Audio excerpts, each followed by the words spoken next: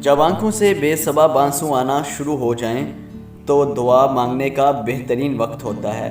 اس وقت اللہ تعالیٰ نے آپ کو یاد کیا ہوتا ہے۔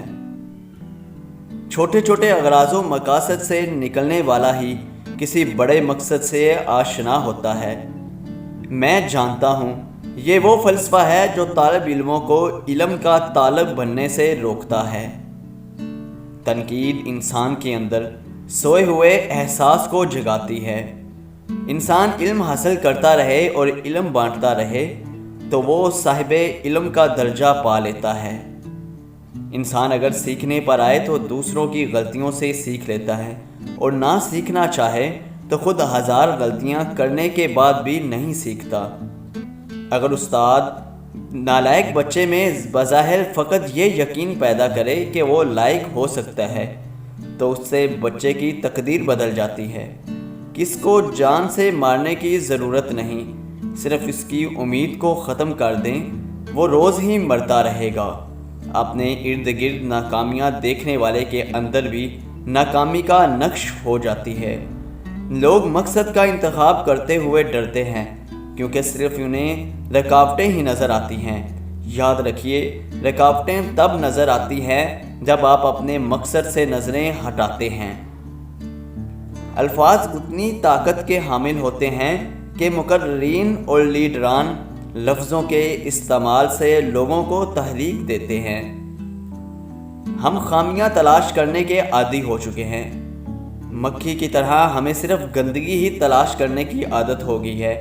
ایک بھنور بنیے اور پھول تلاش کیجیے۔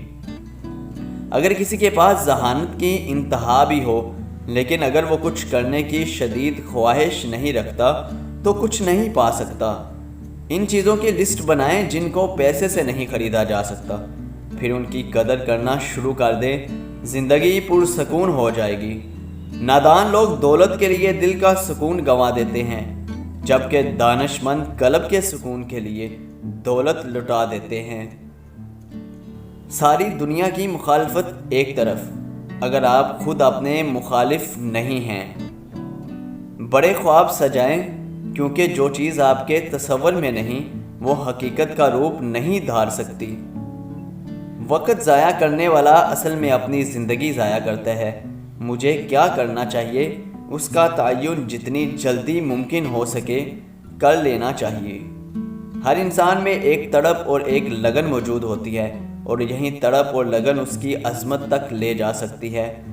سب چھوٹا سا کام کر لیں کہ تڑپ اور لگن کو کوئی سمت دے دیں۔ سکسیس سٹوری کی تعریف یہ ہے کہ آپ نے زیادہ مسائل کے باوجود کامیاب ہو کر دکھایا۔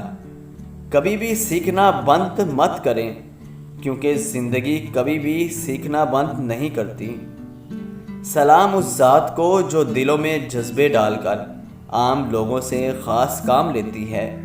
بعض اوقات راستہ بند ہوتے ہوئے محسوس ہوتے ہیں لیکن چلنے سے پتہ چلتا ہے کہ وہ کھلے ہوئے ہیں۔